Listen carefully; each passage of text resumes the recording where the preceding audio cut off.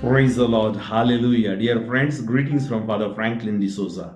Today we celebrate the solemnity of the most holy body and blood of Jesus Christ. Today, June 2nd. Let us pray. Heavenly Father, we praise you, we glorify you, we thank you for bringing us together to reflect the Word of God. Let this Word bring healing to us. Inspire us through your Holy Spirit to understand what we read and reflect, so that we may translate those things in our lives. We ask this through Christ our Lord. Our reading from the book of Exodus chapter 24 verses 3 to 8. In those days, Moses came and told the people all the words of the Lord and all the rules. And all the people answered with one voice and said, "All the words that the Lord has spoken we will do." And Moses wrote down all the words of the Lord.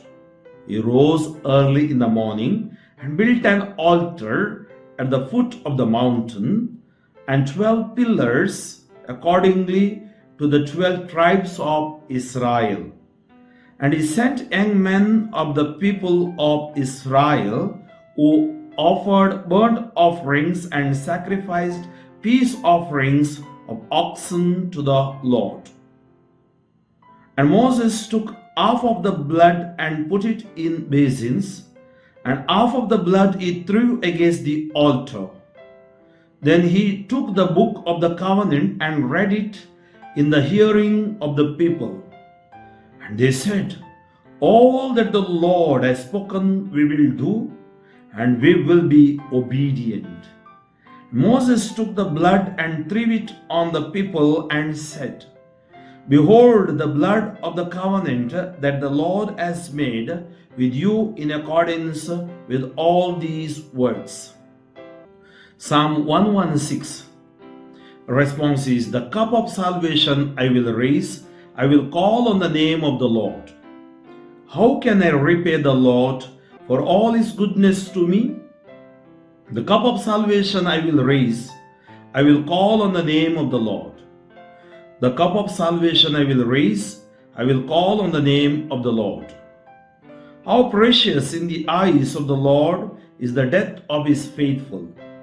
Your servant am I, the son of your handmaid. You have loosened my bonds. The cup of salvation I will raise. I will call on the name of the Lord. A thanksgiving sacrifice I make. I will call on the name of the Lord. My vows to the Lord I will fulfill before all his people.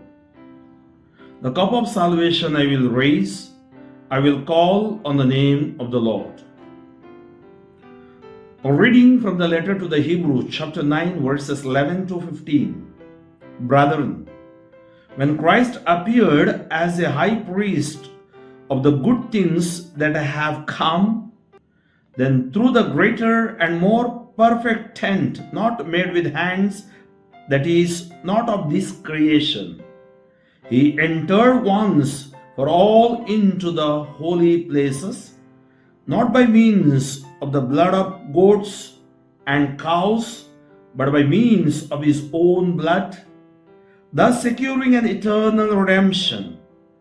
For if the blood of goats and bulls and the sprinkling of defiled persons with the ashes of heifer sanctify for the purification of the flesh, how much more will the blood of Christ, who through the eternal Spirit offered himself without blemish to God, purify our conscience from dead works to serve the living God?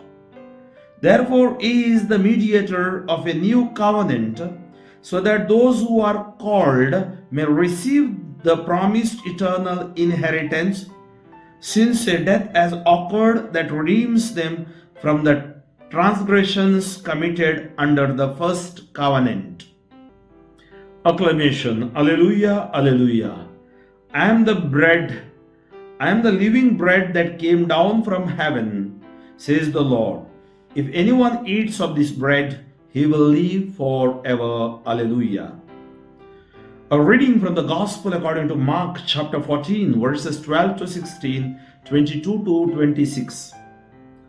On the first day of unleavened bread, when they sacrificed the Passover lamb, his disciples said to Jesus, "Where will you have us go and prepare for you to eat the Passover?" And he sent two of his disciples and said to them, "Go into the city, and a man carrying a jar of water will meet you. Follow him, and wherever he enters, say to the master of the house, 'The teacher says, where is my guest room where I may eat the Passover with my disciples?' And he will show you a large upper room furnished and ready. There prepare for us." And the disciples set out and went to the city and found it just as he had told them, and they prepared the Passover. And as they were eating, he took bread and after blessing it, broke it and gave it to them and said, "Take, this is my body." And he took the chalice, and when he had given thanks, he gave it to them, and they all drank of it. And he said to them, "This is my blood of the covenant, which is poured out for many. Truly I say to you, I will not drink again of the fruit of the vine until that day, when I drink it new in the kingdom of God." And when they had sung a hymn, they went out to the Mount of Olives. Reflection. Where is my guest room? Today's solemnity invites us to ponder the gift of the Holy Eucharist, wherein Jesus is truly present, body, soul, and divinity. Today's solemnity invites us to ponder the gift of the Holy Eucharist, wherein Jesus is truly present, body, soul, and divinity. The Holy Eucharist is a covenant. In a contract, there is equality. You give and get. In a covenant, there is no such equality. The giver gives everything, receiving nothing. The recipient gets everything, giving nothing. The Holy Eucharist is a gift from the goodness, gratuity, and generosity of Jesus. The Holy Eucharist is a banquet.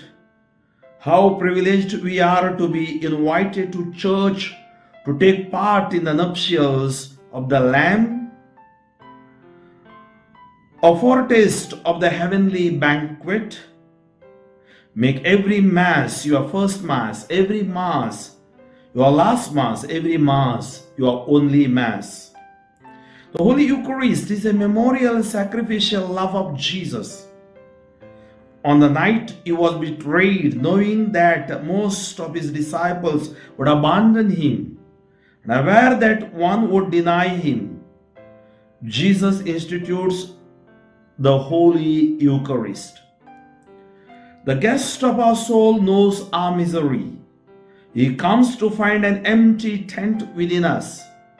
That is all he asks. It is not to remain in a golden ciborium that he comes down each day from heaven, but to find another heaven, the heaven of our soul, in which he takes delight. Says Saint Teresa of Lisieux. Can we give Jesus the hospitality of our heart? Indeed, Jesus is looking for a room. Heavenly Father, we praise you, we glorify you for this solemnity. Cleanse us with your precious blood. As we receive today the body and blood, let it bring healing to us. And every time when we participate or offer the Eucharist, let every Eucharist be a healing remedy to our soul, body, and mind. Heal the people, those who are in need of your healing touch. We ask this through Christ our Lord. Amen. May Almighty God bless you, the Father and the Son and the Holy Spirit. Father Franklin D'Souza, Diocese of Shimoga, pray for me, friends. Amen.